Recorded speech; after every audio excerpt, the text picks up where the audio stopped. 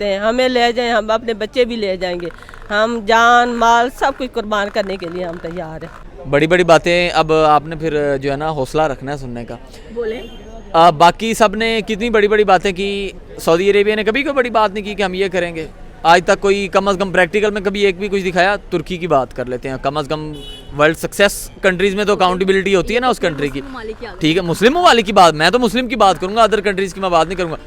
Iran की बात कर जी, 5 नवंबर को हमला करेंगे। आपने एक वर्ड सुना होगा कि अगर शेर 2 कदम पीछे होता है तो किस लिए होता है? एक लंबी दौड़ लगाने के लिए होता है। तो मुझे कम से कम आप बताएं, ईरान ने क्या आगे जितने भी अटैक किए हैं बता के किए हैं?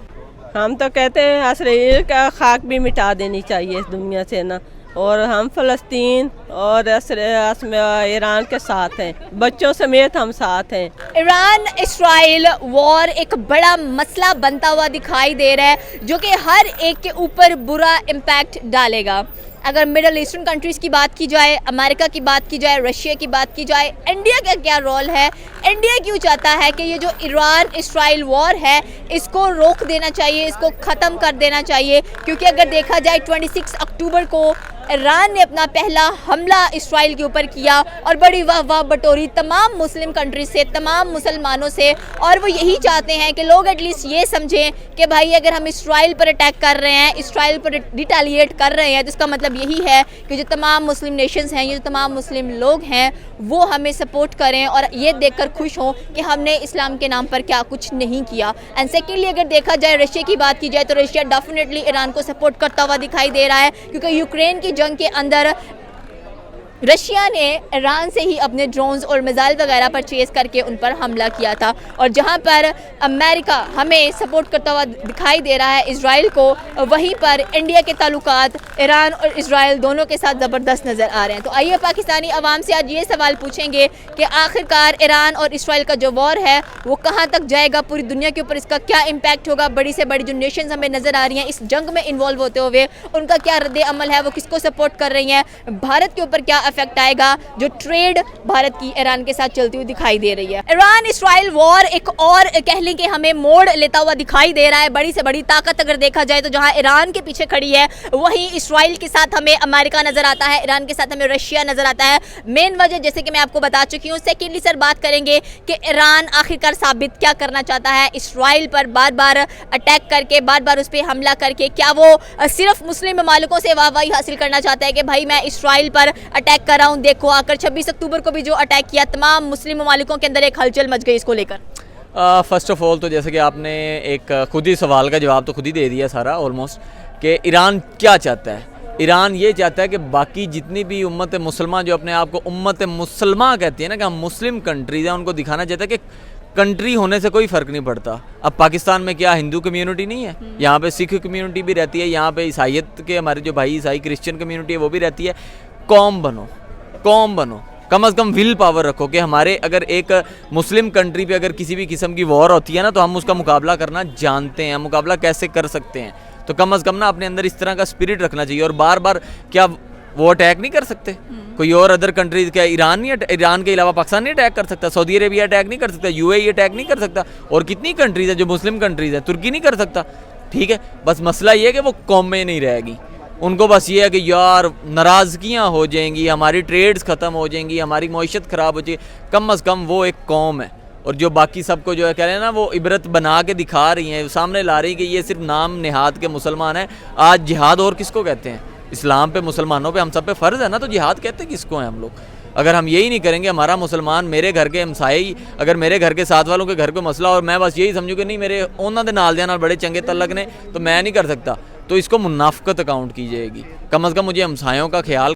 हम तो कहते हैं इसराइल का खाक भी मिटा देनी चाहिए इस दुनिया से ना, और हम फ़लस्तीन और ईरान के साथ हैं, बच्चों समेत हम साथ हैं, तो हमें ले जाएं, हम अपने बच्चे भी ले जाएंगे।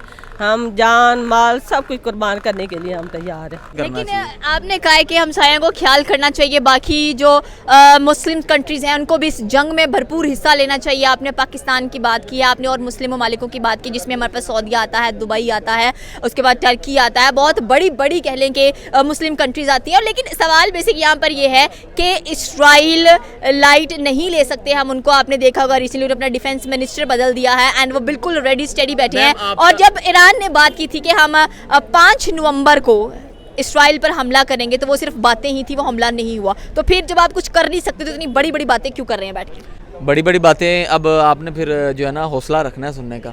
बोले बाकी सब ने कितनी बड़ी बड़ी बातें की, सऊदी अरेबिया ने कभी कोई बड़ी बात नहीं की कि हम ये करेंगे। आज तक कोई कम से कम प्रैक्टिकल में कभी एक भी कुछ दिखाया? तुर्की की बात कर लेते हैं, कम से कम वर्ल्ड सक्सेस कंट्रीज़ में तो अकाउंटेबिलिटी होती है ना उस कंट्री की। ठीक है, मुस्लिम ममालिक की बात, मैं तो मुस्लिम की बात करूंगा, अदर कंट्रीज़ की मैं बात नहीं करूंगा। ईरान की बात कर जी, 5 नवंबर को हमला करेंगे। आपने एक वर्ड सुना होगा कि अगर शेर 2 कदम पीछे होता है तो किस लिए होता है? एक लंबी दौड़ लगाने के लिए होता है। तो मुझे कम से कम आप बताएं, ईरान ने क्या आगे जितने भी अटैक किए हैं बता के किए हैं? लेकिन आई थिंक तो इसको कुछ बेनिफिशियल नजर नहीं आ रही। नेतन्याहू के घर पे हमला किया, उस हमले का क्या नतीजा निकला? कुछ भी नहीं, ज़ीरो। कम से कम आलमी नेशन पे ये तो पता है ना, ईरान हमले कर रहा है, ड्रोन्स फेंक रहा है, लोग उनके वहाँ पे मरे भी हैं। बाकियों की तरह ये तो नहीं कर रहा हम जिस सुलह कराने के चक्करों में है।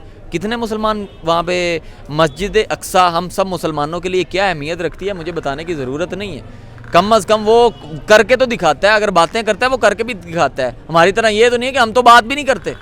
हम बात क्या, हम तो उस पर हमारे जो, मैं नाम नहीं लूँगा, सारे ही आते हैं इस चीज़ में को वहाँ पे बैन किया हुआ है कि हमने गजा की कोई बात नहीं करनी। तो पाकिस्तान तो इस लाइन में आ रहा है, बाकी मुस्लिम कंट्रीज इस जो जंग का कह लें कि किस्म का इम्पैक्ट नजर आ रहा है, डेफिनेटली सी बात है मिडिल ईस्टर्न कंट्रीज पर भी होगा। रशिया ऑलरेडी ईरान के साथ है, अमेरिका ऑलरेडी इसराइल के साथ है। यहाँ पर फिर बात आती है इंडिया की। इंडिया दोनों को सपोर्ट करता हुआ दिखाई दे रहा है, क्योंकि इंडिया की एक ज़बरदस्त ट्रेड चल रही है ईरान के साथ। अगर इंडिया ईरान को सपोर्ट करता हुआ ज़्यादा दिखाई देता है तो डेफिनेटली सी बात है कुछ ना कुछ वहाँ से भी उसको ज़्यादा सपोर्ट ही करेगा। इंडिया ईरान के साथ ऑयल की ट्रेड करता है, बासमती राइस की ट्रेड करता है। तो फिर मुझे आप एक चीज़ बताएं, इंडिया ने आज तक मतलब क्या किया? हमारे किसी दोस्त के साथ उन्होंने ट्रेड की है?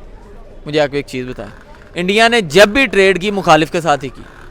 मुझे एक आप ही चीज़ बता दें। खुद मुख्तार कर सकते हैं, खुद मुख्तार तो पाकिस्तान में इतने अपने आप को विल पावर रखे ना, ठीक है। और वो चाइना के साथ भी ट्रेड कर रहा है। एक चीज़ आप बताएं, ईरान की कामयाबी की वजह क्या, आप मुझे बता दें। कम ज़्यादा नहीं, मैं आपसे सवाल करता हूँ, ईरान की कामयाबी की वजह क्या? कब वो उनका इंटरनेशनल लेवल पे छोड़ दें, उसकी कामयाबी की वजह क्या? मैं आपसे पूछ रही हूँ, देखिए आप मुझे बताएं ना, आप मुझे बताएं ना कि आपको क्या लग रहा है कि ईरान ऐसा आखिरकार क्यों इतना ज़्यादा अपने आप को कुछ एक्स्ट्रा समझ रहा है और कह रहा है कि भाई I am the one and I am the only one. वो एक कौम है, ठीक है, उनके, मैं एक छोटी सी बात करूंगा ढके छुपे अल्फाजों में, क्योंकि दुनिया को सबको पता है, एक्सप्लेन करने की ज़रूरत नहीं है।